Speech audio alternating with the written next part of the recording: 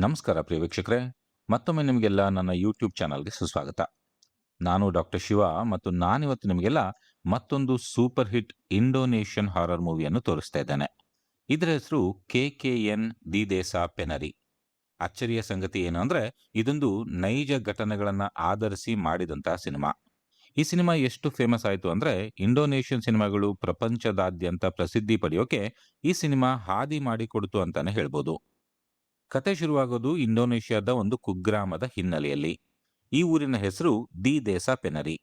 ಇಬ್ರು ಕಾಲೇಜ್ ಹುಡುಗಿರು ನೂರ್ ಮತ್ತು ಆಯು ಕಾರಲ್ಲಿ ಆ ಊರಿಗೆ ಬರ್ತಾರೆ. ಕಾರ್ನಿಂದ ಇಳಿದ ತಕ್ಷಣವೇ ನೂರ್ಗೆ ಒಬ್ಬ ಮುದುಕ ಕಾಣಿಸ್ತಾನೆ. ಅವನು ನೂರ್ನನ್ನೇ ವಿಚಿತ್ರವಾಗಿ ನೋಡ್ತಾ ಇರ್ತಾನೆ. ನೀವಿಲ್ಲಿಗೆ ಬಂದಿರೋದು ಒಳ್ಳೇದಲ್ಲ ಅನ್ನೋ ಹಾಗಿರುತ್ತೆ ಅವನ ನೋಟ. ಆ ಹಳ್ಳಿಗೆ ಹೋಗೋಕೆ ಯಾವುದೇ ರಸ್ತೆ ಇರಲ್ಲ. ಅದಕ್ಕೆ ಹಳ್ಳಿಯವರು ಬೈಕ್ಗಳಲ್ಲಿ ಇವರನ್ನ ಕರ್ಕೊಂಡು ಹೋಗೋಕೆ ಬರ್ತಾರೆ. ಅಲ್ಲಿಂದ ಕಾಡ್ ದಾರಿಯಲ್ಲಿ ಹಳ್ಳಿಗೆ ಹೋಗ್ಬೇಕಾಗಿರುತ್ತೆ. ಅವರು ಹಳ್ಳಿಯ ಬಾಗಿಲಿಗೆ ಬಂದಾಗ ಅಲ್ಲಿನ ಮುಖಂಡ ಪ್ರಭು ಇವರನ್ನ ಸ್ವಾಗತ ಮಾಡ್ತಾರೆ. ಆಗ ನೂರ್ ಹಳ್ಳಿಯ ಬಾಗಿಲ ಬಳಿಯಲ್ಲಿ ಆತ್ಮಗಳಿಗೆ ಅರ್ಪಣೆ ನೀಡಿರೋದನ್ನ ನೋಡ್ತಾಳೆ. ಆಗ ಪ್ರಭು ಅವರಿಗೆ ನಿಮ್ಗೇನ್ ಸಹಾಯ ಮಾಡ್ಲಿ ಅಂತ ಕೇಳ್ತಾರೆ. ಆಗ ನೂರ್ ಮತ್ತು ಆಯು ತಾವು ಬಂದಿದ್ದ ಉದ್ದೇಶವನ್ನ ಹೇಳ್ತಾರೆ. ಅದೇನು ಅಂದ್ರೆ, ಇವರು ಕಾಲೇಜ್ ಸ್ಟೂಡೆಂಟ್ಸ್. ಇವರಿಗೆ ಡಿಗ್ರಿ ಕಂಪ್ಲೀಟ್ ಮಾಡೋಕೆ ಒಂದು ಸಾಮಾಜಿಕ ಪ್ರಾಜೆಕ್ಟ್ ಅನ್ನ ಕಂಪ್ಲೀಟ್ ಮಾಡ್ಬೇಕಾಗಿರುತ್ತೆ. ಅದರಲ್ಲಿ ಇವರು ಯಾವ್ದಾದ್ರು ಹಳ್ಳಿಗೆ ಹೋಗಿ ಅಲ್ಲಿನ ಜನರ ತೊಂದರೆಗಳನ್ನ ಅಧ್ಯಯನ ಮಾಡಿ ಅವಕ್ಕೆ ಪರಿಹಾರ ಹುಡುಕಿ ಕೊಡ್ಬೇಕಿರುತ್ತೆ. ಈ ರೀತಿ ಪ್ರೊಜೆಕ್ಟ್ ಮಾಡೋದನ್ನ ಇಂಡೋನೇಷ್ಯಾದಲ್ಲಿ KKN ಅಂತ ಕರೀತಾರೆ. ಇವ್ರು ಬಂದಿರೋದು ದೇಸಾ ಪೆನರಿ ಹಳ್ಳಿಗೆ. ಹಾಗಾಗಿ ಈ ಸಿನಿಮಾ ಹೆಸರು KKN ದಿ ದೇಸಾ ಪೆನರಿ ಅಂತ. ಹಳ್ಳಿಯ ಮುಖ್ಯಸ್ಥ ಪ್ರಭುಗೆ ಇವರು ಇಲ್ಲೇ ಸ್ವಲ್ಪ ದಿನ ಉಳ್ಕೊಂಡು ಪ್ರೊಜೆಕ್ಟ್ ಮಾಡ್ತೀವಿ ಅಂತ ಹೇಳಿದಾಗ ಕಳವಳವಾಗುತ್ತೆ. ಅವರು ಮೊದಲು ಅದಕ್ಕೆ ಒಪ್ಪೋದಿಲ್ಲ. ಆಗ ಆಯು ಅವರಿಗೆ, ನಾವು ಈ ಪ್ರಾಜೆಕ್ಟ್ ಮಾಡದೇ ಇದ್ರೆ ನಮ್ ಡಿಗ್ರಿ ಮುಗಿಯಲ್ಲ, ದಯವಿಟ್ಟು ಒಪ್ಕೊಳ್ಳಿ ಅಂತ ವಿನಂತಿ ಮಾಡ್ತಾಳೆ. ಪ್ರಭು ಒಲ್ಲದ ಮನಸ್ಸಿನಿಂದ ಒಪ್ಕೋತಾರೆ. ನಂತರ ಅವರು ಇವರನ್ನ ಹಳ್ಳಿಯ ಹೊರಗಡೆ ಇರೋ ಒಂದು ಬಾವಿ ಹತ್ರ ಕರ್ಕೊಂಡು ಹೋಗ್ತಾರೆ. ಆ ಜಾಗದ ಹೆಸರು ಸಿಂಡೆನ್. ಅದು ಹಿಂದಿನ ಕಾಲದಲ್ಲಿ ನರ್ತಕಿಯರು ಸ್ನಾನ ಮಾಡ್ತಾ ಇದ್ದ ಜಾಗ. ಸದ್ಯಕ್ಕೆ ಈ ಬಾವಿ ಊರಿನ ಜನಗಳಿಗೆ ಪ್ರಮುಖ ನೀರಿನ ಮೂಲ ಆಗಿರುತ್ತೆ. ಆಗ ಪ್ರಭು ಇವ್ರಿಗೆ ಈ ಬಾವಿಯನ್ನ ಕ್ಲೀನ್ ಮಾಡೋದೇ ನಿಮ್ಮ ಪ್ರಾಜೆಕ್ಟ್ ಅಂತ ಹೇಳ್ತಾರೆ. ಅದಕ್ಕೆ ಅವರು ಒಪ್ಕೋತಾರೆ. ಆಗ ನೂರ್ಗೆ ಯಾಕೋ ಕತ್ ನೋವು ಕಾಣಿಸ್ಕೊಳ್ಳುತ್ತೆ. ಅವಳಿಗೆ ಈ ಜಾಗ ಯಾಕೋ ಸರಿ ಇಲ್ಲ ಅಂತ ಅನ್ಸುತ್ತೆ. ಆಗ ಅವಳಿಗೆ ಕಾಡಿನಲ್ಲಿ ಯಾವುದೋ ಭಯಾನಕ ಪ್ರಾಣಿಯ ಕೈ ಕಾಣಿಸುತ್ತೆ. ಆದ್ರೆ ಅವಳು ಅದನ್ನ ಯಾರಿಗೂ ಹೇಳದೆ ಸುಮ್ಮನಾಗ್ಬಿಡ್ತಾಳೆ. ಆಮೇಲೆ ಅವರು ವಾಪಸ್ ಹೋಗ್ತಾರೆ.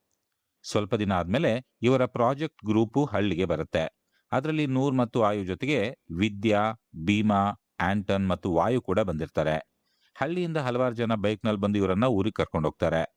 ಹಾಗೆ ಹೋಗುವಾಗ ಎಲ್ಲರಿಗಿಂತ ಹಿಂದಿದ್ದ ವಿದ್ಯಾಳಿಗೆ ಕಾಡಿನಲ್ಲಿ ಇಂಡೋನೇಷ್ಯನ್ ಸಾಂಪ್ರದಾಯಿಕ ಸಂಗೀತ ಕೇಳಿಸುತ್ತೆ. ಅವಳು ವಿಚಲಿತಳಾಗಿ ನೋಡ್ತಾ ಇದ್ದಾಗ ಅವಳಿಗೆ ಕಾಡ್ನಲ್ಲಿ ಒಂದು ಹೆಂಗಸು ಇಂಡೋನೇಷ್ಯನ್ ಸಾಂಪ್ರದಾಯಿಕ ನರ್ತಕಿಯರ ಉಡುಗೆ ತೊಟ್ಟು ನಿಂತಿರೋದು ಕಾಣಿಸುತ್ತೆ. ಹಳ್ಳಿಗೆ ಬಂದಾಗ ಮತ್ತೆ ಅವರನ್ನೆಲ್ಲ ಪ್ರಭು ಸ್ವಾಗತ ಮಾಡ್ತಾರೆ. ಆಗ ವಿದ್ಯಾ ಪ್ರಭು ಹತ್ರ ಬಂದು ಇಲ್ಲಿ ಹತ್ರದಲ್ಲಿ ಯಾವ್ದಾದ್ರು ಊರಿದ್ಯಾ ಅಂತ ಕೇಳ್ತಾಳೆ. ಅದಕ್ಕೆ ಪ್ರಭು ಇಲ್ಲ ಅಂತಾರೆ. ಆಗ ಅವಳು, ನಾವು ಬರುವಾಗ ನಂಗೆ ಸಾಂಪ್ರದಾಯಿಕ ವಾದ್ಯಗಳ ಶಬ್ದ ಕೇಳಿಸ್ತು, ಯಾವುದೋ ಆಚರಣೆ ನಡೀತಾ ಇರೋ ಹಾಗೆ ಅನ್ನಿಸ್ತಾ ಇತ್ತು ಅಂತ ಹೇಳ್ತಾಳೆ. ಅದನ್ನ ಕೇಳಿ ಪ್ರಭು ಮುಖದಲ್ಲಿದ್ದ ನಗು ಹೋಗ್ಬಿಡುತ್ತೆ. ಅಷ್ಟರಲ್ಲಿ ಆಯು ಅಲ್ಲಿಗೆ ಬಂದು ನಮ್ಗೆ ಯಾವ ಶಬ್ದನೂ ಕೇಳಿಸ್ಲೇ ಇಲ್ಲ ಅಂತಾಳೆ. ಆಗ ಪ್ರಭು ವಿದ್ಯಾಗೆ, ನೀವು ಏನನ್ನು ಕೇಳಿಸ್ಕೊಂಡು ಕನ್ಫ್ಯೂಸ್ ಆಗಿರ್ಬೇಕು, ಅದ್ರ ಬಗ್ಗೆ ಈಗ ತಲೆ ಕೆಡಿಸ್ಕೊಳ್ಳೋದು ಬೇಡ ಅಂತ ಹೇಳಿ ಅವರನ್ನೆಲ್ಲ ಅಲ್ಲಿಂದ ಕರ್ಕೊಂಡು ಹೋಗ್ತಾರೆ. ಪ್ರಭು ಅವ್ರನ್ನೆಲ್ಲ ಸುಂದರಿ ಅನ್ನೋ ಮುದುಕಿಯ ಮನೆ ಕರ್ಕೊಂಡು ಹೋಗಿ, ಹುಡುಗಿರೆಲ್ಲ ಇವ್ರ ಮನೇಲೇ ಇರ್ಬೇಕು, ಹುಡುಗರಿಗೆ ಬೇರೆ ಮನೆ ವ್ಯವಸ್ಥೆ ಮಾಡಿದೀವಿ ಅಂತ ಹೇಳ್ತಾರೆ. ಅದಕ್ಕೆಲ್ಲರೂ ಒಪ್ಕೋತಾರೆ. ಅವತ್ ರಾತ್ರಿ ಮಲಗಿದ್ದಾಗ ವಿದ್ಯಾಳಿಗೆ ಯಾಕೋ ಎಚ್ಚರ ಆಗುತ್ತೆ. ಆಗ ಅವಳಿಗೆ ಪಕ್ಕದ ಗೋಡೆ ಮೇಲೆ ಯಾರದ್ದೊಂದು ನೆರಳು ಕಾಣಿಸುತ್ತೆ. ವಿದ್ಯಾ ಭಯದಿಂದ ತಕ್ಷಣವೇ ಇನ್ನೊಂದ್ ಕಡೆ ತಿರುಗಿ ಮಲ್ಕೊಂತಾಳೆ. ಆಗ ನಮಗೆಲ್ಲ ನೂರ್ನ ತಲೆಯನ್ನ ಯಾವುದೋ ಕೈ ಸವರೋದು ಕಾಣಿಸುತ್ತೆ. ಆಗ ಅಲ್ಲಿ ಒಂದು ವಯಸ್ಸಾದ ಅಜ್ಜಿಯ ಆತ್ಮ ಕಾಣಿಸುತ್ತೆ. ಮರುದಿನ ಬೆಳಗ್ಗೆ ಅವರೆಲ್ಲ ಬೇಗ ಎದ್ದು ರೆಡಿ ಆಗ್ತಾರೆ. ಅವರೆಲ್ಲ ರೆಡಿಯಾಗಿ ಒಬ್ರನ್ನೊಬ್ರು ರೇಗಿಸ್ತಾ ಪ್ರಭುಗಾಗಿ ವೇಟ್ ಮಾಡ್ತಾ ಇರ್ತಾರೆ. ಅಲ್ಲಿ ನಾವು ಆಯು ಭೀಮಾನನ್ನ ಇಷ್ಟಪಡೋದನ್ನ ಗಮನಿಸ್ತೀವಿ. ಆದ್ರೆ ಭೀಮಾ ವಿದ್ಯಾಳನ್ನ ಇಷ್ಟಪಡ್ತಾ ಇರ್ತಾನೆ. ಅಷ್ಟರಲ್ಲಿ ಅಲ್ಲಿಗೆ ಪ್ರಭು ಬಂದು ಅವರಿಗೆಲ್ಲ ಹಳ್ಳಿಯನ್ನ ತೋರ್ಸೋಕೆ ಅಂತ ಕರ್ಕೊಂಡು ಹೋಗ್ತಾರೆ.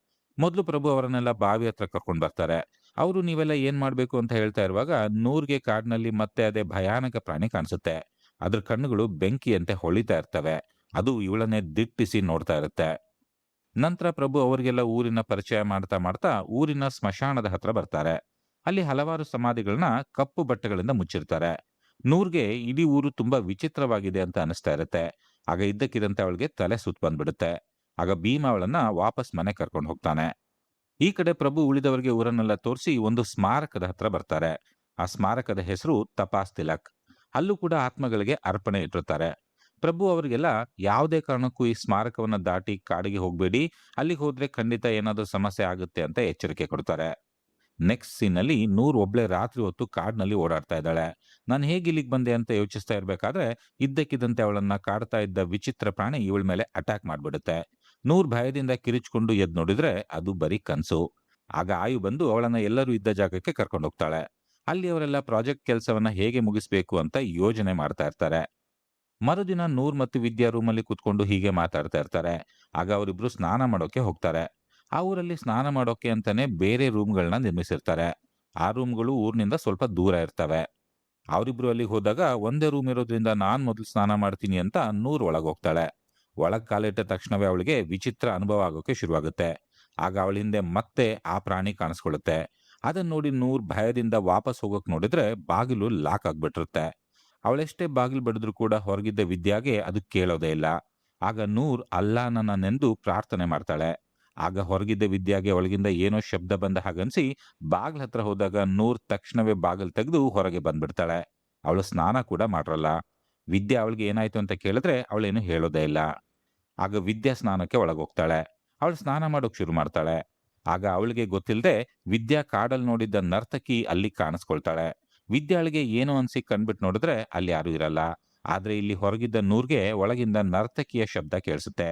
ಅವಳು ಬಾಗಿಲ್ ಕಿಂಡಿಯಿಂದ ನೋಡಿದಾಗ ಅವಳಿಗೆ ಆ ನರ್ತಕಿ ಕಾಣಿಸ್ತಾಳೆ. ಅದಾದ್ಮೇಲೆ ಅವರಿಬ್ರು ಆ ಜಾಗ ಸರಿ ಇಲ್ಲ ಅಂತ ಅಲ್ಲಿಂದ ಓಡ್ ಹೋಗ್ತಾರೆ. ಮರುದಿನ ಆಯು ಹೊಲದಲ್ಲಿದ್ದ ಸಣ್ಣ ಮಚಾನಿನ ಮೇಲೆ ಕುತ್ಕೊಂಡು ಏನೋ ಬರಿತಾ ಇದ್ದಾಗ ಅವಳಿಗೆ ಭೀಮಾ ತಪಾಸ್ ತಿಲಕ್ ಸ್ಮಾರಕದ ಹಿಂದಿನ ಕಾಡ್ನಿಂದ ನಡ್ಕೊಂಡ್ ಬರೋದ್ ಕಾಣಿಸುತ್ತೆ. ಪ್ರಭು ಹೋಗ್ಬೇಡಿ ಅಂತ ಹೇಳಿದ್ರು ಕೂಡ ಭೀಮಾ ಅಲ್ಲಿಗೆ ಹೋಗ್ಬಿಟ್ಟಿರ್ತಾನೆ. ಅದನ್ನ ನೋಡಿ ಆಯುಗೆ ತುಂಬಾ ಚಿಂತೆ ಆಗುತ್ತೆ. ಅವತ್ತು ಹುಡುಗಿರೆಲ್ಲ ಜೊತೆಗಿದ್ದಾಗ ನೂರ್ಗೆ ಈ ಊರಲ್ಲಿ ಏನೋ ಸರಿ ಇಲ್ಲ ಅನ್ಸಿ ನಾನು ಪ್ರಭು ಹತ್ರ ಮಾತಾಡ್ ಬರ್ತೀನಿ ಅಂತ ಹೋಗ್ತಾಳೆ. ಆಗ ಪ್ರಭು ಅದೇ ಊರಿನ ಹಿರಿಯರಾದ ಬುಯೂತ್ ಹತ್ರ ಕೂತ್ಕೊಂಡು ಮಾತಾಡ್ತಾ ಇರ್ತಾರೆ. ಆಗ ಅವಳು ಅವರಿಗೆ ನಾನು ಈ ಊರಿಗೆ ಬಂದಾಗಿಂದ ವಿಚಿತ್ರವಾದ ಅನುಭವಗಳಾಗ್ತಾ ಇದ್ದಾವೆ. ನಂಗೆ ಯಾವುದೋ ಭಯಾನಕ ಪ್ರಾಣಿ ಕಾಣಿಸ್ತಾ ಇರುತ್ತೆ. ಅದು ನಂಗೆ ತುಂಬಾ ತೊಂದರೆ ಕೊಡ್ತಾ ಇದೆ ಅಂತ ಹೇಳ್ತಾಳೆ. ಅಲ್ಲಿದ್ದ ಬುಯೂತ್ಗೆ ಆ ಊರಿನ ರೀತಿ ರಿವಾಜುಗಳು ತುಂಬಾ ಚೆನ್ನಾಗಿ ಗೊತ್ತಿರ್ತವೆ. ಅವರು ನೂರ್ಗೆ ಒಂದು ಟೀ ಕೊಟ್ಟು ಇದನ್ನು ಕುಡಿ ಅಂತಾರೆ. ನೂರ್ ಟೀ ಕುಡಿತಾ ಇದ್ದಾಗ ಅವಳಿಗೆ ಟೀ ಸ್ವೀಟ್ ಇದೆಯಾ ಅಂತ ಕೇಳ್ತಾರೆ. ಆಗ ಅವಳು ಹೌದು ಅಂತಾಳೆ. ಆಗ ಬುಯೂತ್ಗೆ ನೂರ್ನನ್ನ ಯಾವುದೋ ಆತ್ಮ ಹಿಂಬಾಲಿಸ್ತಾ ಇದೆ ಅಂತ ಗೊತ್ತಾಗುತ್ತೆ. ಅಂದ್ರೆ ನೂರ್ಗೆ ಕಾಣಿಸ್ತಾ ಇದ್ದ ಪ್ರಾಣಿ ಒಂದು ಆತ್ಮ ಅಂತರ್ಥ. ಬುಯೂತ್ ಒಂದು ಕಪ್ಪು ಕೋಳಿಯನ್ನ ತಂದು ಅದನ್ನು ಬಲಿ ಕೊಟ್ಟು ಕಾಡಿನ ಕಡೆಗೆ ತಿರುಗಿ ನೀನ್ ಈ ಕೋಳಿಯನ್ನ ತಗೋ, ಆದ್ರೆ ಇನ್ಮೇಲೆ ಈ ಹುಡುಗಿಗೆ ಇನ್ಯಾವತ್ತು ತೊಂದರೆ ಕೊಡ್ಬೇಡ ಅಂತ ಹೇಳ್ತಾರೆ. ಅವರು ನೂರ್ ಕಡೆ ತಿರುಗಿ ಈ ಊರಿನ ಸುತ್ತೆಲ್ಲ ಹಲವಾರು ಆತ್ಮಗಳು ಕಾಡಿನಲ್ಲಿ ಓಡಾಡ್ತಾ ಇರ್ತವೆ. ಅವುಗಳಿಗೆ ಈ ಊರಿಗೆ ಯಾರಾದ್ರೂ ಹೊಸಬ್ರು ಬರೋದು ಇಷ್ಟ ಇಲ್ಲ ಅಂತ ಹೇಳ್ತಾರೆ. ಆಮೇಲೆ ಅವರು ನೂರ್ನ ಹಿಂದೆ ಯಾರೋ ನಿಂತಿರೋ ಹಾಗೆ ಅವ್ರ ಹತ್ರ ಮಾತಾಡೋಕ್ ಶುರು ಮಾಡ್ತಾರೆ. ಅವ್ರು ಹೇಳ್ತಾರೆ, ನನಗೆ ನೀವು ಈ ಹುಡುಗಿಯನ್ನ ಕಾಪಾಡೋಕೆ ಬಂದಿದ್ದೀರಿ ಅಂತ ಗೊತ್ತು. ಚಿಂತೆ ಪಡ್ಬೇಡಿ. ಈಗ ಈ ಹುಡುಗಿ ನಮ್ಮೂರಲ್ಲಿದ್ದಾಳೆ. ಈಗ ಇವಳು ನಮ್ ಜವಾಬ್ದಾರಿ ಅಂತ ಹೇಳ್ತಾರೆ. ಆಗ ನೂರ್ ಸುಸ್ತಾಗಿ ಬಿದ್ದ್ಬಿಡ್ತಾಳೆ. ನೂರ್ನ ಹಿಂದೆ ಒಂದು ಮುದುಕಿಯ ಆತ್ಮ ನಿಂತಿರುತ್ತೆ. ಆಗ ನೂರ್ನನ್ನ ಅಲ್ಲಿವರೆಗೂ ಹಿಂಬಾಲಿಸ್ತಾ ಇದ್ದ ಆತ್ಮ ಅಲ್ಲಿಗೆ ಬಂದು ಬಲಿ ಕೊಟ್ಟಿದ್ದ ಕೋಳಿಯನ್ನ ಎತ್ಕೊಂಡು ಹೋಗುತ್ತೆ. ಅವತ್ ರಾತ್ರಿ ವಿದ್ಯಾಗೆ ಮತ್ತೆ ರಾತ್ರಿ ಎಚ್ಚರ ಆಗುತ್ತೆ. ನೂರ್ ಎಲ್ಲಿಗೂ ಹೋಗೋದನ್ನ ನೋಡಿ ಅವಳು ನೂರ್ ಹಿಂದೆನೆ ಹೋಗ್ತಾಳೆ. ವಿದ್ಯಾ ಹೊರಗೆ ಬಂದು ನೋಡಿದಾಗ ನೂರ್ ಸಾಂಪ್ರದಾಯಿಕ ನರ್ತಕಿಯ ರೀತಿ ಡ್ಯಾನ್ಸ್ ಮಾಡ್ತಾ ಇರ್ತಾಳೆ. ಆದ್ರೆ ಅವಳೀಗ ನೂರಲ್ಲ. ಅವಳ ಮೈ ಮೇಲೆ ಯಾವುದೋ ಆತ್ಮ ಬಂದ್ಬಿಟ್ಟಿದೆ. ಅದನ್ನ ನೋಡಿ ವಿದ್ಯಾ ಗಾಬರಿಯಿಂದ ನೂರ್ಲಿಗೆ ಪ್ರಜ್ಞೆ ಬರ್ಸೋಕೆ ಅವಳನ್ನ ಅಲ್ಲಾಡಿಸ್ತಾ ಜೋರಾಗಿ ಅಳೋದಕ್ಕೆ ಶುರು ಮಾಡ್ತಾಳೆ. ಈ ಕಡೆ ಹುಡುಗರಿದ್ದ ಮನೆಯಲ್ಲಿ ಆಂಟೋನ್ಗೆ ವಿದ್ಯಾಳ ಧ್ವನಿ ಕೇಳಿ ಹೊರಗೆ ಬಂದು ನೋಡಿದ್ರೆ ಅಲ್ಲಿ ವಿದ್ಯಾ ಒಬ್ಳೆ ಮೈ ಮರೆತು ಡ್ಯಾನ್ಸ್ ಮಾಡ್ತಾ ಇರ್ತಾಳೆ. ಅಲ್ಲಿ ನೂರ್ ಇರೋದೇ ಇಲ್ಲ. ಆಗ ನೂರ್ ಮತ್ತು ಆಯು ಇವರ ಗಲಾಟೆ ಕೇಳಿ ಎದ್ದು ಹೊರಗೆ ಬರ್ತಾರೆ. ಅಂದ್ರೆ ನೂರ್ ರೂಮಿನ ಒಳಗೆ ಮಲಗಿದ್ಲು ಅಂತ ಅರ್ಥ. ಆಗ ಸುಂದ್ರಿ ಬಂದು ವಿದ್ಯಾಳನ್ನ ಮನೆಯೊಳಗೆ ಕರ್ಕೊಂಡು ಹೋಗ್ತಾರೆ. ಅಂದ್ರೆ ಈಗ ವಿದ್ಯಾಳನ್ನ ಕೂಡ ಯಾವುದೋ ಆತ್ಮ ಹಿಂಬಾಲಿಸೋಕೆ ಶುರು ಮಾಡಿದೆ ಅಂತ ಅರ್ಥ. ಮರುದಿನ ಬೆಳಗ್ಗೆ ಪ್ರಭು ಬಂದು ವಿದ್ಯಾ, ಆಯು ಮತ್ತು ವಾಯುರನ್ನ ಬಯೂತ್ ಹತ್ರ ಕರ್ಕೊಂಡು ಹೋಗ್ತಾರೆ. ಬಯೂತ್ ಅವರಿಗೆಲ್ಲ ಮತ್ತೆ ಅದೇ ಟೀ ಕೊಟ್ಟು ಕುಡೀರಿ ಅಂತ ಹೇಳ್ತಾರೆ. ಆಗ ವಾಯು ಮತ್ತು ಆಯು ಆ ಟೀ ತುಂಬಾ ಕಹಿ ಇದೆ ಅಂತ ಹೇಳ್ತಾರೆ. ಆದ್ರೆ ವಿದ್ಯಾ ಮಾತ್ರ ಟೀ ತುಂಬಾ ಸ್ವೀಟ್ ಆಗಿದೆ ಅಂತ ಪೂರ್ತಿ ಕುಡಿದ್ಬಿಡ್ತಾಳೆ. ಆಗ ಪ್ರಭು ವಿದ್ಯಾಳಿಗೆ ಈ ಟೀ ನಾವು ಆತ್ಮಗಳಿಗೆ ಅರ್ಪಿಸ್ತೀವಿ. ಆತ್ಮಗಳಿಗೆ ಈ ಟೀ ತುಂಬಾ ಸಿಹಿ ಆಗಿರುತ್ತೆ. ಆದ್ರೆ ನಮಗೆ ತುಂಬಾ ಕಹಿ ಅನ್ಸುತ್ತೆ. ನಿಂಗೆ ಈ ಟೀ ಸಿಹಿ ಅನ್ನಿಸ್ತಾ ಇದೆ ಅಂದ್ರೆ ನಿನ್ನನ್ನ ಯಾವುದೋ ಆತ್ಮ ಹಿಂಬಾಲಿಸ್ತಾ ಇದೆ ಅಂತ ಅರ್ಥ. ಆದ್ರೆ ನೀನು ಹೆದರ್ಕೋಬೇಡ, ನಾವಿದನ್ನೆಲ್ಲ ಸರಿ ಮಾಡ್ತೀವಿ ಅಂತ ಹೇಳ್ತಾರೆ. ಆಗ ಆಂಟೋನ್ ನೂರ್ ಹತ್ರ ಬಂದು ನಂಗೆ ಯಾಕೋ ಭೀಮಾ ಸರಿ ಇಲ್ಲ ಅನಿಸ್ತಾ ಇದೆ. ರಾತ್ರಿ ಹೊತ್ತು ಅವನ ರೂಮ್ನಿಂದ ಯಾವುದೋ ಹುಡುಗಿ ಶಬ್ದ ಬರ್ತಾ ಇರುತ್ತೆ. ಅವ್ನ್ ನಮ್ಮಿಂದ ಏನೋ ಮುಚ್ಚಿಡ್ತಾ ಇದ್ದಾನೆ ಅಂತ ಹೇಳ್ತಾನೆ. ಆದ್ರೆ ನೂರ್ ಅದಕ್ಕೆ ಸುಮ್ನೆ ನಕ್ಕು ಹಾಗೇನಿಲ್ಲ, ಅದೆಲ್ಲ ನಿನ್ ಭ್ರಮೆ ಅಷ್ಟೇ ಅಂತ ಹೇಳ್ತಾಳೆ. ಆಗ ಆಂಟೋನ್ ಅವಳನ್ನ ಭೀಮನ ರೂಮಿಗೆ ಕರ್ಕೊಂಡೋಗಿ ಅವನ ಮಂಚದ ಕೆಳಗಿದ್ದ ದುಷ್ಟ ಆಚರಣೆಯ ವಸ್ತುಗಳನ್ನ ತೋರಿಸ್ತಾನೆ. ಅಲ್ಲಿ ವಿದ್ಯಾಳ ಫೋಟೋ ಕೂಡ ಇರುತ್ತೆ. ಆದ್ರೆ ಅವ್ರಿಗದ್ ಕಾಣಲ್ಲ. ಅದನ್ನೆಲ್ಲ ನೋಡಿದ್ಮೇಲೆ ನೂರ್ಗೂ ಕೂಡ ಭೀಮಾನ್ ಮೇಲೆ ಅನುಮಾನ ಶುರುವಾಗುತ್ತೆ. ಅಷ್ಟರಲ್ಲಿ ಭೀಮನ ರೂಮಿನಲ್ಲಿದ್ದ ಅಲ್ಮೇರಾದಿಂದ ಏನೋ ಶಬ್ದ ಬರುತ್ತೆ. ಅದನ್ನ ಅವರು ತೆಗೆದು ನೋಡಿದ್ರೆ ಅಲ್ಲೊಂದು ಹಾವು ಕಾಣಿಸುತ್ತೆ. ಅದನ್ನ ನೋಡಿ ಇಬ್ರು ತುಂಬಾ ಗಾಬರಿ ಆಗ್ತಾರೆ. ಅವತ್ ರಾತ್ರಿ ಪ್ರಭು ಎಲ್ರನ್ನೂ ಒಂದು ಹೊಸ ಮನೆ ಕರ್ಕೊಂಡು ಬಂದು ಇನ್ಮೇಲಿಂದ ನೀವೆಲ್ಲ ಇಲ್ಲೇ ಇರಿ ಅಂತ ಹೇಳ್ತಾರೆ. ಸುಂದರಿಗೆ ಇವ್ರು ಬಂದ ಮೇಲಿಂದ ನಡೀತಾ ಇರೋ ಘಟನೆಗಳನ್ನ ನೋಡಿ ಹುಡುಗಿರನ್ನ ಮನೇಲಿ ಇಟ್ಕೊಳ್ಳೋಕೆ ಭಯ ಶುರುವಾಗಿರುತ್ತೆ. ಅವತ್ ರಾತ್ರಿ ಎಲ್ರು ಮಲಗಿದ್ದಾಗ ವಿದ್ಯಾ ಇನ್ನೂ ಏನೋ ಕೆಲಸ ಮಾಡ್ತಾ ಇರ್ತಾಳೆ. ಆಗ ಅವಳಿಗೂ ಕೂಡ ಭೀಮನ ರೂಮ್ನಿಂದ ಯಾವುದೋ ಹುಡುಗಿಯ ಶಬ್ದ ಕೇಳಿಸುತ್ತೆ. ಅವಳು ಕುತೂಹಲದಿಂದ ಅವನ ರೂಮಿನ ಕಡೆಗೆ ಹೋಗ್ತಾ ಇದ್ದಾಗ ನೂರ್ ಬಂದು ಅವಳನ್ನ ತಡಿತಾಳೆ. ಇವರಿಬ್ರು ಮಾತಾಡೋ ಶಬ್ದ ಕೇಳಿ ಭೀಮ ಎದ್ ಬಂದು ಬಾಗಿಲು ತೆಗಿತಾನೆ. ಅವನ ರೂಮಲ್ಲಿ ಯಾರೂ ಇರಲ್ಲ. ಸ್ವಲ್ಪ ಹೊತ್ತಾದ್ಮೇಲೆ ವಿದ್ಯಾ ರೂಮಲ್ಲಿ ನೂರ್ ಜೊತೆ ಮಾತಾಡ್ತಾ ಇರ್ತಾಳೆ. ಅವಳು ಅಲ್ಲಿಂದ ಹೊರಗೆ ಬಂದು ಆಯುನ ಮಾತಾಡಿಸಿ ಅಡಿಗೆ ಮನೆ ಕಡೆ ಹೋದಾಗ ಅಲ್ಲಿ ನೂರ್ ನಿಂತಿರ್ತಾಳೆ. ಅಂದ್ರೆ ನೂರ್ ಎರಡೆರಡು ಜಾಗಗಳಲ್ಲಿ ವಿದ್ಯಾಳಿಗೆ ಕಾಣಿಸ್ತಾ ಇರ್ತಾಳೆ. ಅವಳನ್ನ ನೋಡಿ ವಿದ್ಯಾ ಭಯದಿಂದ ಕಿರಿಚ್ಕೊಂಡು ವಾಪಸ್ ಓಡ್ ಬರ್ತಾಳೆ. ಆಗ ಎಲ್ರು ಬಂದು ಅವಳನ್ನ ಸಮಾಧಾನ ಮಾಡ್ತಾರೆ. ಅವಳಿಗೆ ನೀರ್ ಕುಡಿಯೋಕ್ ಕೊಟ್ಟಾಗ ಅವಳ ಬಾಯಿಂದ ಉದ್ದವಾದ ಕೂದ್ಲು ಹೊರಗೆ ಬರುತ್ತೆ. ಅದನ್ನ ನೋಡಿ ಆಂಟೋನ್ ಎಲ್ಲರಿಗೂ ಈ ಜಾಗ ಸರಿ ಇಲ್ಲ, ಇಲ್ಲೇನೋ ಕೆಟ್ಟದ್ ನಡೀತಾ ಇದೆ ಅಂತ ಹೇಳ್ತಾನೆ. ಇದೆಲ್ಲ ನಡೀತಾ ಇರ್ಬೇಕಾದ್ರೆ ಭೀಮ ಮನೇಲಿರಲ್ಲ. ಅವನು ಮತ್ತೆ ಆ ತಪಾಸ್ ತಿಲಕ್ ಸ್ಮಾರಕವನ್ನ ದಾಟಿ ಕಾಡಿನ ಕಡೆಗೆ ಹೋಗ್ತಾ ಇರ್ತಾನೆ. ಮರುದಿನ ಬೆಳಗ್ಗೆ ನೂರ್ ತುಂಬಾ ಹೆದರಿದ್ದ ವಿದ್ಯಾಳಿಗೆ ನಿಂಗೇನು ಆಗಲ್ಲ, ನಾನು ಯಾವಾಗ್ಲೂ ನಿನ್ ಜೊತೆನೆ ಇರ್ತೀನಿ ಅಂತ ಹೇಳಿ ಹೊರಗೆ ಬಂದಾಗ ಮನೆ ಹಿಂದೆ ಭೀಮ ಮತ್ತೆ ಆಯು ಜೋರಾಗಿ ಮಾತಾಡ್ತಾ ಇರೋದ್ ಕೇಳಿಸುತ್ತೆ. ಅವಳು ಗುಟ್ಟಾಗಿ ಅಲ್ಲಿಗೆ ಹೋದಾಗ ಭೀಮ ಆಯುಗೆ ಬೈತಾ ಇರ್ತಾನೆ. ನಾನ್ ನಿಂಗೆ ಆ ಬಳೆಯನ್ನ ವಿದ್ಯಾಳಿಗೆ ಕೊಡು ಅಂತ ಕೊಟ್ಟಿದ್ದೆ, ಅದನ್ನ ನೀನ್ ಏನ್ ಮಾಡ್ದೆ ಅಂತ ಜೋರಾಗಿ ಕೇಳ್ತಾ ಇರ್ತಾನೆ. ಅದಕ್ಕೆ ಆಯು ನಂಗೆ ಗೊತ್ತಿಲ್ಲ, ಆದ್ರೆ ಆ ಬಳೆ ಎಲ್ಲ ಕಳೆದೋಗ್ಬಿಟ್ಟಿದೆ ಅಂತ ಹೇಳ್ತಾಳೆ. ಅದರಿಂದ ಭೀಮನಿಗೆ ತುಂಬಾ ಸಿಟ್ಟು ಬಂದು ಅವನಲ್ಲಿಂದ ಹೋಗ್ಬಿಡ್ತಾನೆ. ಈ ಕಡೆ ವಿದ್ಯಾಗೆ ಮನೆಯಲ್ಲಿ ವಿಚಿತ್ರವಾದ ಶಬ್ದಗಳು ಕೇಳಿಸ್ತಾ ಇರ್ತವೆ. ಅವಳು ಆ ಶಬ್ದವನ್ನ ಹುಡುಕೊಂಡು ಹೊರಟಾಗ ಮನೆಯಲ್ಲಿ ಒಂದು ದೊಡ್ಡ ಹೆಬ್ಬಾವು ಕಾಣಿಸುತ್ತೆ. ಅದನ್ನ ನೋಡಿ ಅಲ್ಲಿದ್ದ ಮುದುಕ ಊರ್ನವ್ರನ್ನೆಲ್ಲ ಕರ್ಕೊಂಡು ಬಂದು ಅದನ್ನ ಓಡಿಸ್ತಾನೆ. ಆಮೇಲೆ ಅವರನ್ನೆಲ್ಲ ಕೂರಿಸ್ಕೊಂಡು ಅವನು, ನೀವು ಬಂದಾಗಿಂದ ನಮ್ಮೂರಲ್ಲಿ ತುಂಬಾ ಆತ್ಮಗಳು ಓಡಾಡ್ತಾ ಇದ್ದಾವೆ, ನಿಮ್ಮ ಸುತ್ತ ನಡೀತಾ ಇರೋ ಘಟನೆಗಳು ನಿಮ್ಗೆ ಅಪಾಯ ತರಬಹುದು ಅಂತ ಹೇಳ್ತಾನೆ. ಆಗ ಪ್ರಭು ನೂರ್ ಮತ್ತು ಆಯುಗೆ, ನೀವು ಈ ಪ್ರಾಜೆಕ್ಟ್ ಅನ್ನು ಇಲ್ಲಿಗೆ ನಿಲ್ಲಿಸಿ ಇಲ್ಲಿಂದ ಹೊರಟ್ಬಿಡಿ, ಯಾಕೋ ನಂಗೆ ಅಪಾಯದ ಮುನ್ಸೂಚನೆ ಬರ್ತಾ ಇದೆ, ನಮ್ಗೆ ನಿಮ್ಮನ್ನ ಕಾಪಾಡೋಕೆ ಕಷ್ಟ ಆಗ್ತಾ ಇದೆ ಅಂತ ಹೇಳ್ತಾನೆ. ಅದಕ್ಕೆ ನೂರ್ ಆಯ್ತು ಅಂತ ಒಪ್ಕೊಂಡ್ಬಿಡ್ತಾಳೆ.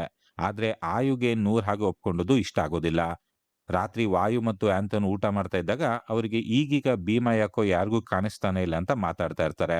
ನೂರ್ ಅಲ್ಲಿಗೆ ಬಂದಾಗ ಅವರು ಭೀಮ ಮತ್ತು ಆಯು ಕೆಲಸ ಮಾಡ್ತಾ ಇದ್ದ ಜಾಗ ಏನೂ ರಿಪೇರಿನೇ ಆಗಿಲ್ಲ, ಅವರೇನು ಕೆಲಸನೇ ಮಾಡ್ತಾ ಇಲ್ಲ ಅಂತ ಹೇಳ್ತಾರೆ. ಮರುದಿನ ಬೆಳಗ್ಗೆ ವಾಯು ಮತ್ತು ವಿದ್ಯಾ ಮನೆ ಸಾಮಾನುಗಳನ್ನ ತಗೊಂಡ್ ಬರೋಕೆ ಅಂತ ದೂರದಲ್ಲಿದ್ದ ನಗರಕ್ಕೆ ಬೈಕ್ ನಲ್ಲಿ ಹೊರಡ್ತಾರೆ. ಈ ಕಡೆ ನೂರ್ ಮತ್ತೆ ಆಂಟೋನ್ ಬಾವಿ ಹತ್ರ ಕುತ್ಕೊಂಡು ಮಾತಾಡ್ತಾ ಇರುವಾಗ ಭೀಮಾ ಯಾವಾಗ್ಲೂ ಆ ತಪಸ್ ತಿಲಕ ಸ್ಮಾರಕದ ಹಿಂದಿರೋ ಕಾಡಿಗೆ ಹೋಗ್ತಾ ಇರ್ತಾನೆ ಅಂತ ಆಂಟೋನ್ ಹೇಳ್ತಾನೆ. ಅದನ್ ಕೇಳಿ ನೂರ್ಗೆ ತುಂಬಾ ಗಾಬರಿ ಆಗುತ್ತೆ. ಆಗ ನೂರ್ ಆ ಸ್ಮಾರಕದ ಹತ್ರ ಬರ್ತಾಳೆ. ಆ ಸ್ಮಾರಕದ ಹತ್ರ ಭೀಮಾ ಮತ್ತೆ ಆಯು ಕೆಲಸ ಮಾಡ್ಬೇಕಿರುತ್ತೆ. ಆದ್ರೆ ಅವರಿಬ್ರು ಅಲ್ಲಿರಲ್ಲ. ನೂರ್ಗೆ ಅನುಮಾನ ಬಂದು ಅವಳು ಆ ಸ್ಮಾರಕವನ್ನ ದಾಟಿ ಕಾಡಿನ ಒಳಗೋಗ್ತಾಳೆ. ಈ ಕಡೆ ಭೀಮಾ ಮತ್ತು ಆಯು ಕಾಡಿನಲ್ಲಿದ್ದ ಒಂದು ಸಣ್ಣ ಗುಡಿಸಲಿನ ಒಳಗಿದ್ದ ಕೊಳದಲ್ಲಿ ದೈಹಿಕ ಸಂಪರ್ಕ ಮಾಡ್ತಾ ಇರ್ತಾರೆ. ಅದೇ ಅವ್ರು ಮಾಡೋ ದೊಡ್ಡ ತಪ್ಪು. ತುಂಬಾ ಕಟ್ಟುನಿಟ್ಟಾಗಿ ರೀತಿ ರಿವಾಜುಗಳನ್ನ ಆಚರಿಸುವ ಈ ಹಳ್ಳಿಯಲ್ಲಿ ಹಾಗೆ ಮಾಡೋದು ದೊಡ್ಡ ಪಾಪದ ಕೆಲಸ ಅಂತ ನಂಬಲಾಗಿರುತ್ತೆ. ನೂರ್ ಆ ಗುಡಿಸಲ ಹತ್ರ ಬಂದಾಗ ಭೀಮಾ ಮತ್ತೆ ಆಯು ಬಟ್ಟೆ ಸರಿ ಮಾಡ್ಕೊಳ್ತಾ ಅದರಿಂದ ಹೊರಗೆ ಬರ್ತಾರೆ. ಅವರನ್ನ ನೋಡಿ ನೂರ್ಗೆ ಅಲ್ಲೇನ್ ನಡೀತು ಅನ್ನೋದು ಗೊತ್ತಾಗ್ಬಿಡುತ್ತೆ. ಅವಳು ಅವರಿಬ್ರಿಗೂ ಚೆನ್ನಾಗಿ ಬೈದು, ಈ ವಿಷಯ ಊರಿನವ್ರಿಗೆ ಗೊತ್ತಾದ್ರೆ ನಮ್ಮನ್ನ ಸುಮ್ನೆ ಬಿಡಲ್ಲ ಅಂತ ಅಲ್ಲಿಂದ ಅಳ್ತಾ ಹೋಗ್ಬಿಡ್ತಾಳೆ. ಈ ಕಡೆ ನಗರಕ್ಕೆ ಬಂದಿದ್ದ ವಿದ್ಯಾ ಮತ್ತು ವಾಯುರನ್ನ ಅಂಗಡಿಯವನೊಬ್ಬ ನೀವೆಲ್ಲಿಂದ ಬಂದಿದ್ದೀರಿ ಅಂತ ಕೇಳಿದಾಗ ಅವರು ಪೆನೇರಿ ಹಳ್ಳಿಯಿಂದ ಹೇಳ್ತಾರೆ. ಆಗ ಅವನು, ಆಗ್ಲೇ ಕತ್ಲಾಗೋಗ್ ಬಂದಿದೆ, ನೀವು ಬೇಗ ವಾಪಸ್ ಹೋಗ್ಬಿಡಿ, ಕತ್ಲಾದ್ಮೇಲೆ ಕಾಡಿನಲ್ಲಿ ಯಾರೇ ಸಿಕ್ಕಿದ್ರು ಅವ್ರ ಜೊತೆ ಮಾತಾಡ್ಬೇಡಿ, ದೇವ್ರ ಹೆಸರು ಹೇಳ್ಕೊಂಡು ಹೋಗ್ಬಿಡಿ ಅಂತ ಸಲಹೆ ಕೊಡ್ತಾನೆ. ಅವರಿಬ್ರು ವಾಪಸ್ ಕಾಡ್ನಲ್ಲಿ ಬರ್ತಾ ಇರುವಾಗ ಇದ್ದಕ್ಕಿದ್ದಂತೆ ಅವ್ರ ಬೈಕು ಆಫ್ ಆಗ್ಬಿಡುತ್ತೆ. ವಿದ್ಯಾ ತುಂಬಾ ಭಯ ಪಟ್ಕೊಂಡು ಇವಾಗ ಏನ್ ಮಾಡುದು ಅನ್ನುವಾಗ ಅವರಿಗೆ ದಾರಿಯಲ್ಲಿ ಒಬ್ಬ ಮುದುಕ ಕಾಣಿಸ್ತಾನೆ. ಅವನು ಅವರಿಗೆ, ನಮ್ಮೂರು ಇಲ್ಲೇ ಪಕ್ಕದಲ್ಲೇ ಇದೆ, ನಿಮ್ ಬೈಕ್ನ ನಮ್ ಹುಡುಗರು ಸರಿ ಮಾಡೋವರೆಗೂ ನೀವು ಅಲ್ಲೇ ಇರಿ ಅಂತ ಅವರನ್ನ ಕರ್ಕೊಂಡು ಹೋಗ್ತಾನೆ. ಅಲ್ಲಿಗೆ ಹೋದಾಗ ಊರ್ನಲ್ಲಿ ಒಂದು ದೊಡ್ಡ ಆಚರಣೆ ನಡೀತಾ ಇರುತ್ತೆ. ಅಲ್ಲಿ ಎಲ್ರು ಡ್ಯಾನ್ಸ್ ಮಾಡ್ತಾ ಇರ್ತಾರೆ. ಅಲ್ಲಿದ್ದ ಬಗೆ ಬಗೆಯ ತಿಂಡಿ ತಿನಿಸುಗಳನ್ನ ನೋಡಿ ವಾಯು ತುಂಬಾ ಖುಷಿ ಆಗ್ತಾನೆ. ಆಗ ವಿದ್ಯಾಳಿಗೆ ಮೊದಲು ಕಾಡಲ್ ಕಂಡಿದ್ದ ನರ್ತಕಿ ಕಾಣಿಸ್ತಾಳೆ. ಅವಳನ್ನ ನೋಡಿ ವಿದ್ಯಾಳಿಗೆ ತುಂಬಾ ಭಯ ಆಗಿ ಬೇಗ ಇಲ್ಲಿಂದ ಹೋಗೋಣ ಅಂತ ವಾಯುಗೆ ಫೋರ್ಸ್ ಮಾಡ್ತಾಳೆ. ಆಗ ಮುದುಕ ಬಂದು, ನಿಮ್ ಬೈಕ್ ರೆಡಿ ಆಗಿದೆ, ಹೋಗೋಕ್ ಮುಂಚೆ ನೀವು ಬೇಕಾದಷ್ಟು ತಿಂಡಿ ತಿನಿಸುಗಳನ್ನ ತಗೊಂಡೋಗಿ ಅಂತ ಹೇಳ್ತಾನೆ. ವಾಯು ತುಂಬಾ ತಿಂಡಿಗಳನ್ನ ಕಟ್ಕೊಳ್ತಾನೆ. ಈ ಕಡೆ ಮನೆಯಲ್ಲಿ ನೂರ್ ಭೀಮ ಮತ್ತು ಆಯುಳಿಗೆ ಚೆನ್ನಾಗಿ ಬೈತಾ ಇರ್ತಾಳೆ. ಆಯು ತಪ್ಪಾಯ್ತು ಅಂತ ಎಷ್ಟೇ ಕೇಳಿದ್ರು ಅವಳಿಗೆ ಸಮಾಧಾನ ಆಗೋದೇ ಇಲ್ಲ. ಅಷ್ಟರಲ್ಲಿ ವಿದ್ಯಾ ಮತ್ತು ವಾಯು ಅಲ್ಲಿಗೆ ಬಂದು ಎಲ್ರಿಗೂ ದಾರಿಯಲ್ಲಿ ಬರುವಾಗ ಏನಾಯ್ತು ಅಂತ ಹೇಳಿ ಎಲ್ರಿಗೂ ತಿಂಡಿ ತಿನಿಸುಗಳನ್ನ ಕೊಡ್ತಾರೆ. ಆದ್ರೆ ಅದನ್ನು ಓಪನ್ ಮಾಡಿ ನೋಡಿದಾಗ ಅದರಲ್ಲಿ ಒಂದು ಸತ್ತ ಮಂಗನ ತಲೆ ಇರುತ್ತೆ. ಅವತ್ ರಾತ್ರಿ ನೂರ್ ಎಲ್ರೂ ಮಲಗಿದ್ದಾಗ ಆಯುನ ಬ್ಯಾಗ್ ಚೆಕ್ ಮಾಡ್ತಾಳೆ. ಆಗ ಅವಳಿಗೆ ಅದರಲ್ಲಿ ಒಂದು ಹಸಿರು ಬಣ್ಣದ ದುಪಟ್ಟ ಸಿಗುತ್ತೆ. ಅಷ್ಟರಲ್ಲಿ ಅವಳಿಗೆ ಹಿಂದಿನಿಂದ ಒಂದು ಧ್ವನಿ ಕೇಳಿಸುತ್ತೆ. ನೋಡಿದ್ರೆ ಆ ಧ್ವನಿ ಆ ನರ್ತಕಿಯ ನೆರಳಿನ ಕಡೆಯಿಂದ ಬರ್ತಾ ಇರುತ್ತೆ. ಯಾರದು ಅಂತ ನೋಡ್ತಾ ಇರ್ಬೇಕಾದ್ರೆ ಆ ನೆರಳಿನಿಂದ ವಿದ್ಯಾ ಹೊರಗೆ ಬರ್ತಾಳೆ. ಈಗ ಅವಳ ಮೈ ಮೇಲೆ ಆ ನರ್ತಕಿಯ ಆತ್ಮ ಇರುತ್ತೆ. ಅವಳು ನೂರ್ಗೆ ಕೋಪದಿಂದ, ಇಲ್ಲಿ ಏನ್ ನಡೀತಾ ಇದೆ ಅನ್ನೋದು ನಿಂಗೆ ಗೊತ್ತಿಲ್ಲ. ಆದ್ರೆ ನೀನ್ ಹೀಗೆ ಎಲ್ಲದರಲ್ಲೂ ಮೂಗ್ ತೂರಿಸಿದ್ರೆ ನಾನು ನಿನ್ನನ್ನ ಸುಮ್ನೆ ಬಿಡಲ್ಲ ಅಂತ ಹೇಳ್ತಾಳೆ. ಆಗ ಅವಳು ನೂರ್ನ ಹಿಂದೆ ಇದ್ದ ಯಾರಿಗೋ, ನಾನ್ ನಿಮ್ಮನ್ನ ಗೌರವಿಸ್ತೀನಿ, ಆದ್ರೆ ನನ್ ಕೆಲ್ಸಕ್ಕೆ ಅಡ್ಡ ಬರಬೇಡಿ ಅಂತ ಹೇಳ್ತಾಳೆ. ನೂರ್ನ ಹಿಂದೆ ಆ ಅಜ್ಜಿಯ ಆತ್ಮ ಇರುತ್ತೆ. ಅವತ್ ರಾತ್ರಿ ನಮಾಜ್ ಮಾಡ್ಬೇಕಾದ್ರೆ ಭೀಮನಿಗೆ ತಾನು ಎಂತ ತಪ್ಪು ಮಾಡ್ದೆ ಅಂತ ಅನ್ಸುತ್ತೆ. ಅವನ್ ಎದ್ದು ಬಂದು ನೂರ್ ಹತ್ರ ಎಲ್ಲಾ ವಿಷಯವನ್ನ ಹೇಳ್ಬಿಡ್ತಾನೆ. ಏನಾಗಿರುತ್ತೆ ಅಂದ್ರೆ, ಒಂದಿನ ಕನ್ಸಲ್ಲಿ ಭೀಮಾಗೆ ವಿದ್ಯಾ ಮೈ ಮೇಲೆಲ್ಲ ಹಾವುಗಳು ಇರೋ ತರ ಹಾಗೆ ಕಾಣಿಸಿರುತ್ತೆ. ಅವನ ಅವಳ ಹತ್ರ ಹೋದಾಗ ಆ ನರ್ತಕಿ ಅವನಿಗೆ, ಈ ಹುಡುಗಿಯನ್ನ ಕಾಪಾಡ್ಬೇಕು ಅಂದ್ರೆ ಕಾಡ್ನಲ್ಲಿರುವ ಆ ಗುಡಿಸಲಿನ ಒಳಗೆ ಒಂದು ಬಳೆ ಇದೆ, ನೀನ್ ಅದನ್ನ ತಗೊಂಡು ಹೋಗಿ ವಿದ್ಯಾಳಿಗೆ ಕೊಡ್ಬೇಕು, ಆಗ ವಿದ್ಯಾ ಸರಿ ಹೋಗ್ತಾಳೆ ಅಂತ ಹೇಳ್ತಾಳೆ. ಹಾಗಾಗಿ ಅವನು ಕಾಡ್ನೊಳಗೆ ಹೋಗಿ ಆ ಬಳೆ ತಂದು ವಿದ್ಯಾಳಿಗೆ ಕೊಡುವಂತ ಆಯುಗೆ ಕೊಟ್ಟಿರ್ತಾನೆ. ಆದ್ರೆ ಆಯುಗೆ ಭೀಮನ ಮೇಲೆ ಪ್ರೀತಿ ಇದ್ದದ್ರಿಂದ ಅವಳದನ್ನ ತಾನೇ ಇಟ್ಕೊಂಡು ಅದು ಕಳೆದೋಯ್ತು ಅಂತ ಸುಳ್ಳು ಹೇಳಿರ್ತಾಳೆ. ಮರುದಿನ ನೂರ್ ಮತ್ತೆ ಭೀಮಾ ಪ್ರಾಜೆಕ್ಟ್ ಕೆಲಸಕ್ಕೆ ಬಾವಿ ಹತ್ರ ಬಂದಾಗ ಅಲ್ಲಿದ್ದ ಕೆಲಸಗಾರರ ಮೈ ಮೇಲೆ ಕೆಲವು ಆತ್ಮಗಳು ಬಂದು ಅವೆಲ್ಲ ಭೀಮಾ ಮತ್ತೆ ಆಯುರನ್ನ ದೂಷಿಸೋಕೆ ಶುರು ಮಾಡ್ತವೆ. ನೀವು ತಪ್ಪು ಮಾಡಿದ್ರಿ, ಈಗ ನಿಮ್ಮನ್ನ ಯಾರು ಉಳಿಸೋಕೆ ಆಗಲ್ಲ ಅಂತ ಹೇಳ್ತವೆ. ಆಗ ಅವರೆಲ್ಲ ಅಲ್ಲಿಂದ ಓಡ್ ಹೋಗಿ ಪ್ರಭು ಹತ್ರ ನಡೆದದ್ದನ್ನ ಹೇಳ್ತಾರೆ. ಆಗ ಪ್ರಭು ನೂರ್ ಮತ್ತೆ ವಿದ್ಯಾ ಎಲ್ಲಿ ಹೋದ್ರು ಅಂತ ಕೇಳ್ತಾರೆ. ಈ ಕಡೆ ವಿದ್ಯಾ ಮನೆಗ್ ಬಂದಾಗ ಒಳಗೆ ನೂರ್ ನಮಾಜ್ ಮಾಡ್ತಾ ಇರ್ತಾಳೆ. ಅವಳ ಹತ್ರ ವಿದ್ಯಾ ಹೋದಾಗ ಇದ್ದಕ್ಕಿದ್ದಂತೆ ನೂರ್ ಮೈ ಮೇಲೆ ಅವಳ ಹಿಂದೆ ಇರ್ತಾ ಇದ್ದ ಅಜ್ಜಿಯ ಆತ್ಮ ಬಂದ್ಬಿಡುತ್ತೆ. ಅದು ವಿದ್ಯಾಳನ್ನ ಹಿಡ್ಕೊಂಡು, ನೀವೆಲ್ಲ ಇಲ್ಲಿಗೆ ಬಂದು ತುಂಬಾ ತಪ್ಪುಗಳನ್ನ ಮಾಡಿದಿರಿ, ನಿಮ್ಮ ತಪ್ಪುಗಳಿಂದ ನನ್ನ ಮೊಮ್ಮಗಳಾದ ನೂರ್ಗೆ ಅಪಾಯ ಬರ್ತಾ ಇದೆ, ನೀನ್ ಹೋಗಿ ನಿನ್ನ ಫ್ರೆಂಡ್ಸ್ಗೆ ಹೇಳು, ಇಲ್ಲಿಂದ ಬೇಗ ವಾಪಸ್ ಹೋಗಿ ಅಂತ ಹೇಳುತ್ತೆ. ಅಂದ್ರೆ ನೂರ್ ಆ ಅಜ್ಜಿಯ ಮೊಮ್ಮಗಳು ಅಂತ ಅರ್ಥ. ಅದಾದ್ಮೇಲೆ ವಿದ್ಯಾ ಮತ್ತೆ ನೂರ್ ತುಂಬಾ ಹೊತ್ತು ಅತ್ಕೊಂತ ಕುತ್ಕೋತಾರೆ. ಅವತ್ ರಾತ್ರಿ ನೂರ್ಗೆ ವಿದ್ಯಾಳ ಬ್ಯಾಗಲ್ಲಿ ಆ ಬಳೆ ಸಿಗುತ್ತೆ. ಮತ್ತೆ ಆಯು ಬ್ಯಾಗಲ್ಲಿ ಆ ಹಸಿರು ದುಪಟ್ಟ ಕೂಡ ಇರುತ್ತೆ. ಮರುದಿನ ನೂರ್ ಆಯು ಹತ್ರ ಹೋಗಿ ಆ ಬಳೆ ಹೇಗೆ ವಿದ್ಯಾ ಬ್ಯಾಗ್ ಹೋಯ್ತು ಅಂತ ಕೇಳ್ತಾಳೆ. ಆಗ ಆಯು ಅವಳಿಗೆ ನಡೆದದ್ದನ್ನ ಹೇಳ್ತಾಳೆ. ಒಂದಿನ ಆಯು ಮನೆಗೆ ಹೋದಾಗ ಅಲ್ಲಿ ಆ ನರ್ತಕಿ ನಿಂತಿರ್ತಾಳೆ. ಅವಳು ಆಯುಗೆ, ಆ ಬಳೆಯನ್ನ ನೀನು ವಿದ್ಯಾ ಕೊಟ್ಬಿಡು, ನಿಂಗೆ ನಾನು ನನ್ನ ದುಪಟ್ಟ ಕೊಡ್ತೀನಿ, ಆ ದುಪಟ್ಟದಿಂದ ನೀನು ಭೀಮಾ ನಿನ್ನನ್ನು ಇಷ್ಟಪಡೋ ತರ ಮಾಡ್ಬೋದು ಅಂತ ಹೇಳಿರ್ತಾಳೆ. ಅದಕ್ಕೆ ಆಯು ಆ ಬಳೆಯನ್ನ ವಿದ್ಯಾಳ ಬ್ಯಾಗ್ ಅಲ್ಲಿ ಇಟ್ಬಿಟ್ಟಿರ್ತಾಳೆ. ಅದನ್ನೆಲ್ಲ ಕೇಳಿದ್ಮೇಲೆ ನೂರ್ ಅವಳಿಗೆ ಚೆನ್ನಾಗಿ ಬೈದು ಅಲ್ಲಿಂದ ಹೊರಟೋಗ್ತಾಳೆ. ರಾತ್ರಿ ನೂರ್ ಎಲ್ರನ್ನ ಕರೆದು, ನಾವು ನಾಳೆನೇ ಇಲ್ಲಿಂದ ವಾಪಸ್ ಹೋಗೋಣ, ಇಲ್ದಿದ್ರೆ ನಮ್ಮ ಪ್ರಾಣಕ್ಕೆ ಅಪಾಯ ಬರ್ಬೋದು ಅಂತ ಹೇಳ್ತಾಳೆ. ಪ್ರಾಜೆಕ್ಟ್ ಅನ್ನ ಮುಗಿಸದೆ ಹಾಗೆ ವಾಪಸ್ ಹೋದ್ರೆ ನಮ್ಗೆ ಡಿಗ್ರಿ ಸಿಗೋದಿಲ್ಲ ಅಂತ ಆಂಟೋನ್ ಹೇಳ್ತಾನೆ. ಆದ್ರೆ ನೂರ್ ಆಗ್ಲೇ ಡಿಸೈಡ್ ಮಾಡ್ಬಿಟ್ಟಿರ್ತಾಳೆ. ಅವತ್ ರಾತ್ರಿ ಎಲ್ರೂ ಮಲಗಿದ್ದಾಗ ಭೀಮಾ ಕಾಡ್ನೊಳಗೆ ಹೋಗೋದನ್ನ ವಿದ್ಯಾ ನೋಡಿ ಅವನನ್ನ ಹಿಂಬಾಲಿಸ್ಕೊಂಡು ಹೋಗ್ತಾಳೆ. ಅವರಿಬ್ರು ತಪಸ್ ತಿಲಕ್ ಸ್ಮಾರಕವನ್ನ ದಾಟ್ಕೊಂಡು ಕಾಡ್ನೊಳಗೆ ಹೋಗ್ತಾರೆ. ಅಲ್ಲಿ ವಿದ್ಯಾಳಿಗೆ ಒಂದು ದೊಡ್ಡ ಪಾಳು ಬಿದ್ದ ಸಭಾಂಗಣ ಸಿಗುತ್ತೆ. ಅದು ಊರ್ನವರು ನರ್ತಕಿಯರಿಗಾಗಿ ಮಾಡಿದ್ದ ಸಭಾಂಗಣ. ಅಲ್ಲಿಂದ ಅವಳು ಮುಂದಕ್ಕೆ ಹೋದಾಗ ಮತ್ತೆ ಅದೇ ಗುಡಿಸಲಿನ ಹತ್ರ ಬರ್ತಾಳೆ. ಅದರೊಳಗೆ ನೋಡಿದಾಗ ಅವಳಿಗೆ ಆ ನರ್ತಕಿ ತನ್ನ ನಿಜವಾದ ರೂಪದಲ್ಲಿ ಭೀಮಾನ ಜೊತೆ ದೈಹಿಕ ಸಂಪರ್ಕ ನಡೆಸ್ತಾ ಇರೋದು ಕಾಣಿಸುತ್ತೆ. ಅದನ್ನ ನೋಡಿ ವಿದ್ಯಾಗೆ ತುಂಬಾ ಭಯವಾಗಿ ಅಲ್ಲಿಂದ ವಾಪಸ್ಸು ಆ ಪಾಳು ಬಿದ್ದ ಸಭಾಂಗಣಕ್ಕೆ ಬಂದಾಗ ಅಲ್ಲಿ ತುಂಬಾ ಜನ ಇರ್ತಾರೆ. ಅವರೆಲ್ಲ ಅವತ್ತು ವಿದ್ಯಾ ಮತ್ತೆ ವಾಯು ನಗರದಿಂದ ವಾಪಸ್ ಬರುವಾಗ ಸಿಕ್ಕಿದ್ದ ಊರ್ನ ಜನರೇ ಆಗಿರ್ತಾರೆ. ಅಂದ್ರೆ ಅವರೆಲ್ಲ ಆತ್ಮಗಳು ಅಂತರ್ಥ. ಆಗ ಅಲ್ಲಿಗೆ ಆ ನರ್ತಕಿ ಬಂದು, ಇನ್ಮೇಲೆ ನೀನು ನನ್ ಜೊತೆನೆ ಇಲ್ಲೇ ಇರ್ತೀಯಾ ಅಂತ ಕೇಳ್ತಾಳೆ. ವಿದ್ಯಾ ಇಲ್ಲ ಅಂತ ಅಲ್ಲಿಂದ ಓಡೋಗೋಕೆ ಪ್ರಯತ್ನಿಸಿದಾಗ ಅಲ್ಲಿದ್ದವರು ಅವಳನ್ನ ಹಿಡಿದು ನಿಲ್ಲಿಸ್ತಾರೆ. ಈ ಕಡೆ ಮನೆಯಲ್ಲಿ ನೂರ್ಗೆ ಎಚ್ಚರ ಆದಾಗ ಪಕ್ಕದಲ್ಲಿ ವಿದ್ಯೆ ಇಲ್ಲದನ್ನ ನೋಡಿ ಆಯುನ ಎದ್ದೋಳ್ಸೋಕ್ ನೋಡಿದ್ರೆ ಆಯು ಪ್ರಜ್ಞೆ ಇಲ್ದಂತೆ ಕಣ್ಣು ಬಾಯಿ ಬಿಟ್ಕೊಂಡು ಮಲಗಿರ್ತಾಳೆ. ನೂರ್ ಅವಳನ್ನ ನೋಡಿ ಕಿರ್ಚಾಡಿ ಎಲ್ರನ್ನು ಕರೀತಾಳೆ. ಈ ಕಡೆ ಅದೇ ಸಮಯಕ್ಕೆ ವಿದ್ಯಾಳಿಗೆ ಆಯು ಆ ಸಭಾಂಗಣದಲ್ಲಿ ಡ್ಯಾನ್ಸ್ ಮಾಡ್ತಾ ಇರೋದು ಕಾಣಿಸುತ್ತೆ. ಅಂದ್ರೆ ಆಯುನ ಆತ್ಮ ಈಗ ಆ ನರ್ತಕಿಯ ಕೈಯಲ್ಲಿ ಇದೆ ಅಂತ ಅರ್ಥ. ನಂತರ ಅಲ್ಲಿದ್ದ ಜನರೆಲ್ಲ ತಮ್ಮ ನಿಜವಾದ ರೂಪದಲ್ಲಿ ವಿದ್ಯಾ ಸುತ್ತ ಡ್ಯಾನ್ಸ್ ಮಾಡೋಕೆ ಶುರು ಮಾಡ್ತಾರೆ. ಈಗ ಆಯು ಮತ್ತೆ ವಿದ್ಯಾ ಇಬ್ರು ಕೂಡ ಆತ್ಮಗಳ ಲೋಕದಲ್ಲಿ ಸಿಕ್ಕಾಕೊಂಡ್ಬಿಟ್ಟಿದ್ದಾರೆ. ಈ ಕಡೆ ಪ್ರಭು ಬಂದು ಆಯುನ ನೋಡಿ ತುಂಬಾ ಗಾಬರಿಗೊಳ್ತಾರೆ. ಆಗ ನೂರ್ ಬಂದು ಅವರ ಹತ್ರ ಆ ಬಳೆ ಮತ್ತು ದುಪಟ್ಟ ಕೊಟ್ಟು ಎಲ್ಲವನ್ನ ಹೇಳಿಬಿಡ್ತಾಳೆ. ಅದನ್ ಕೇಳಿ ಪ್ರಭು ಅಳೋಕ್ ಶುರು ಮಾಡ್ತಾರೆ. ಅವರಿಗೆ ಮುಂದೆ ಏನಾಗುತ್ತೆ ಅಂತ ಗೊತ್ತಿರುತ್ತೆ. ಅವರು ಎಲ್ಲರಿಗೂ, ನೀವು ನನ್ನ ಮಾತು ಕೇಳಲಿಲ್ಲ, ತುಂಬಾ ಪಾಪಗಳನ್ನ ಮಾಡ್ಬಿಟ್ರಿ, ಅದು ಊರಿನ ಆತ್ಮಗಳಿಗೆ ಇಷ್ಟವಾಗಿಲ್ಲ, ಅದಕ್ಕೆ ಹೀಗೆಲ್ಲ ಆಗಿದ್ದು, ಈಗ ನಮ್ಗೇನು ಮಾಡಕ್ಕಾಗಲ್ಲ, ನೀವು ಹೋಗಿ ಮೊದಲು ಭೀಮನನ್ನ ಹುಡುಕಿ ಅಂತ ವಾಯು ಮತ್ತು ಆಂಥನ್ನ ಜೊತೆ ಊರಿನ ಕೆಲವರನ್ನ ಕಳಿಸ್ತಾನೆ. ಅವರೆಲ್ಲ ರಾತ್ರಿ ಹೊತ್ತು ಭೀಮನನ್ನ ಹುಡುಕೊಂಡು ಕಾಡ್ನೊಳಗೆ ಹೋಗ್ತಾರೆ. ಅಷ್ಟರಲ್ಲಿ ಅಲ್ಲಿಗೆ ಬುಯೂತ್ ಬರ್ತಾರೆ. ಅವರಿಗೆ ನೂರ್ ಎಲ್ಲ ಹೇಳ್ಕೊಳ್ತಾಳೆ. ಆಗ ಬುಯೂತ್ ಹೇಳ್ತಾರೆ, ಆ ನರ್ತಕಿಯ ಹೆಸರು ಬದರ ಊಹಿ ಅಂತ. ಅವಳೊಂದು ಜಿನ್. ಅವಳು ತನ್ನ ಕೆಲಸ ಮಾಡಿಸ್ಕೊಳ್ಳೋಕೆ ಭೀಮಾ ಮತ್ತು ಆಯುರಿಂದ ತುಂಬಾ ಪಾಪದ ಕೆಲಸ ಮಾಡಿಸಿದ್ದಾಳೆ ಅಂತ ಹೇಳ್ತಾರೆ. ಆಗ ನೂರ್ ಬಯೂತ್ರಿಗೆ ನೀವು ಹೇಗಾದ್ರೂ ಮಾಡಿ ಅವರನ್ನೆಲ್ಲ ಕಾಪಾಡಿ ಅಂತ ಕೇಳ್ಕೊಳ್ತಾಳೆ. ಬುಯೂತ್ ತುಂಬಾ ಶಕ್ತಿಶಾಲಿ ವ್ಯಕ್ತಿ.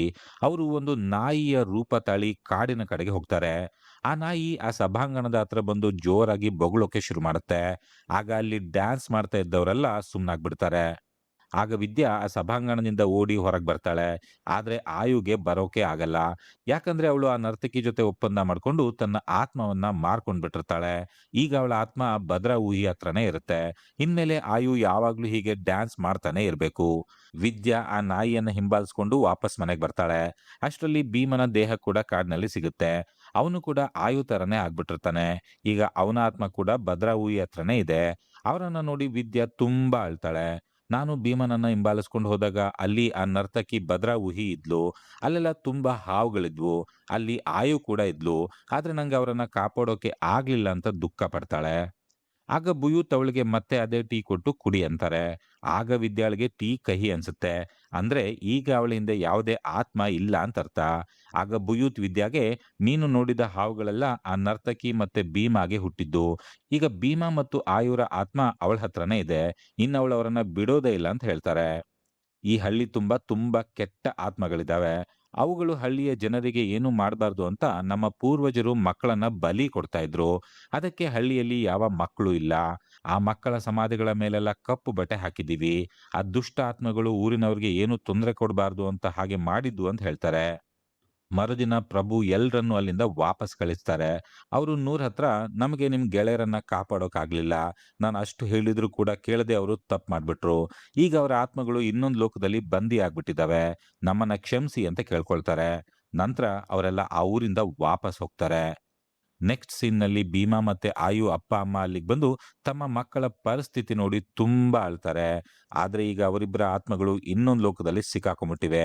ಅವ್ರು ಯಾವತ್ತೂ ಮತ್ತೆ ವಾಪಸ್ ಬರಲ್ಲ. ಫಿಲಂ ಕೊನೆಯಲ್ಲಿ 4 ದಿನ ಆದ್ಮೇಲೆ ಭೀಮಾ ಸತ್ ಹೋಗ್ತಾನೆ.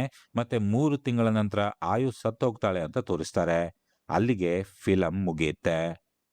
ವೀಕ್ಷಕರೇ, ನಿಮ್ಗೆ ಆಶ್ಚರ್ಯ ಆಗ್ಬೋದು. ಆದ್ರೆ ಈ ಫಿಲಂ ಅನ್ನು ನಿಜವಾಗಿ ನಡೆದ ಘಟನೆಗಳನ್ನ ಆಧರಿಸಿ ಮಾಡಲಾಗಿದೆ. ಆದ್ರೆ ನಿಜವಾದ ಪಾತ್ರಗಳ ಮತ್ತು ಊರಿನ ಹೆಸರನ್ನು ಗೌಪ್ಯತೆಯ ಸಲುವಾಗಿ ತೋರಿಸಿಲ್ಲ. ಇಂಡೋನೇಷ್ಯಾದಲ್ಲಿ ಈಗ್ಲೂ ಕೂಡ ಈ ಹಳ್ಳಿ ಇದೆ. ಅಲ್ಲಿ ಈಗ್ಲೂ ಕೂಡ ಆತ್ಮಗಳು ತಿರುಗಾಡ್ತಾ ಇರ್ತವೆ. ಪ್ರಿಯ ವೀಕ್ಷಕರೇ, ನಿಮ್ಗೆ ಈ ವಿಡಿಯೋ ಇಷ್ಟ ಆಗಿದ್ರೆ ದಯವಿಟ್ಟು ಈ ವಿಡಿಯೋವನ್ನ ಲೈಕ್ ಮಾಡಿ, ಶೇರ್ ಮಾಡಿ ಮತ್ತು ನನ್ನ ಚಾನಲ್ಗೆ ಸಬ್ಸ್ಕ್ರೈಬ್ ಆಗಿ ಅಂತ ಕೇಳ್ಕೊಳ್ತೇನೆ.